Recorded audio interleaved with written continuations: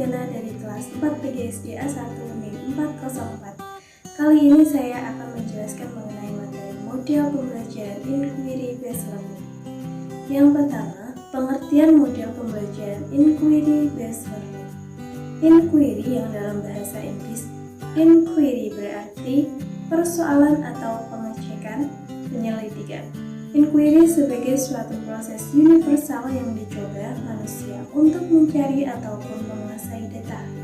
Model pembelajaran inquiry merupakan rangkaian aktivitas pembelajaran yang menekankan pada proses berpikir secara kritis serta analitis untuk mencari serta menciptakan sendiri jawaban dari suatu permasalahan yang dipertanyakan. Proses berpikir itu sendiri umumnya dilakukan melalui tanya jawab antara pendidik dengan peserta didik. Yang kedua, karakteristik dan prinsip model Inquiry Based Learning.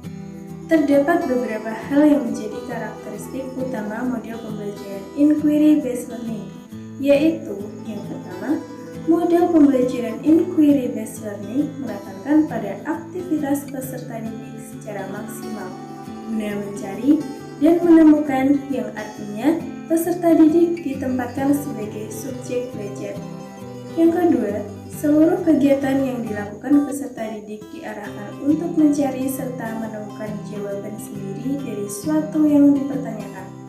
Dengan demikian, model pembelajaran Inquiry Based Learning menempatkan guru bukan hanya sebagai sumber belajar, namun sebagai fasilitator dan motivator dalam pembelajaran peserta didik.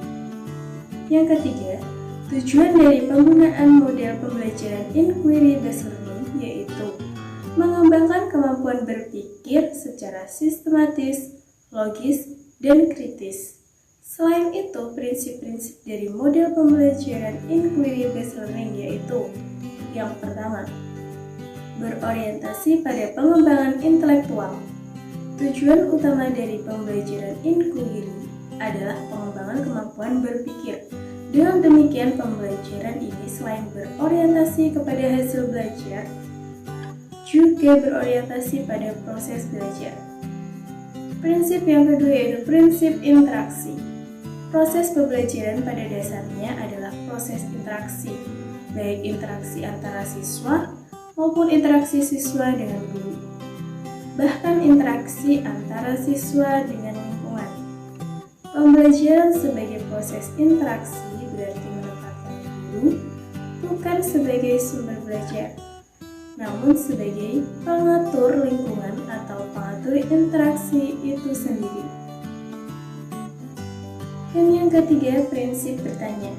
Peran guru yang harus dilakukan dalam menggunakan pembelajaran ini adalah guru sebagai penanya, sebab kemampuan siswa untuk menjawab setiap pertanyaan pada dasarnya sudah merupakan sebagian dari proses berpikir. Dalam hal ini, kemampuan guru untuk bertanya dalam setiap langkah inquiry sangat diperlukan. Di samping itu, pada pembelajaran ini juga diperlukan dikembangkan sikap kritis siswa dengan selalu bertanya dan mempertanyakan sebagai berbagai fenomena yang sedang dipelajari. Prinsip yang keempat yaitu prinsip belajar untuk berpikir. Maksudnya, belajar bukan hanya mengingat sejumlah fakta, akan tetapi belajar adalah sebagai proses berpikir, learning how to think, yakni proses mengembangkan potensi seluruh otak. Pembelajaran berpikir adalah pemanfaatan dan penggunaan otak secara maksimal. Prinsip yang kelima yaitu prinsip keterbukaan. Pembelajaran yang bermakna adalah pembelajaran yang menyediakan berbagai kemungkinan sebagai hipotesis yang harus dibuktikan kebenarannya. Kemudian langkah-langkah model Inquiry Based Learning. Adapun langkah-langkah model Inquiry Based Learning yaitu yang pertama, observasi ataupun pengamatan terhadap bermacam fenomena yang berlangsung. Yang kedua, merumuskan permasalahan. Dan yang ketiga, mengajukan hipotesis. Yang keempat, mengumpulkan informasi. Yang kelima, menguji hipotesis. Dan yang terakhir yaitu merumuskan kesimpulan. Adapun keunggulan model pembelajaran inquiry based learning yaitu yang pertama, berpikir bagaimana metode membongkar permasalahan serta memakai keahlian untuk hasil akhir. Yang kedua, perkembangan metode berpikir ilmiah, semacam menggali persoalan, mencari jawaban, serta merumuskan ataupun memproses penjelasan dengan pendekatan inquiry bisa dibesarkan seluas-luasnya.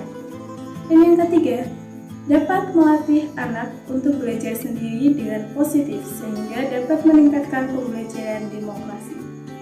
Dan yang keempat, melatih siswa meningkatkan perilaku kritis terhadap permasalahan yang timbul dalam kehidupan siswa tiap hari yang berkaitan dengan sains. Yang terakhir yaitu meningkatkan perilaku bertanggung jawab terhadap hasil pendidikan baik dalam suatu kelompok ataupun secara pribadi.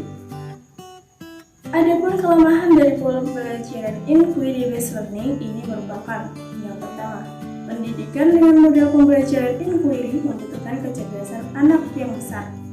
Karena apabila anak kurang pintar, hasilnya akan kurang efisien.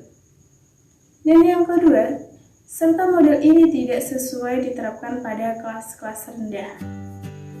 Berikut tadi merupakan penjelasan mengenai materi problem based learning. Apabila ada kekurangan, saya mohon maaf. Wassalamualaikum warahmatullahi wabarakatuh.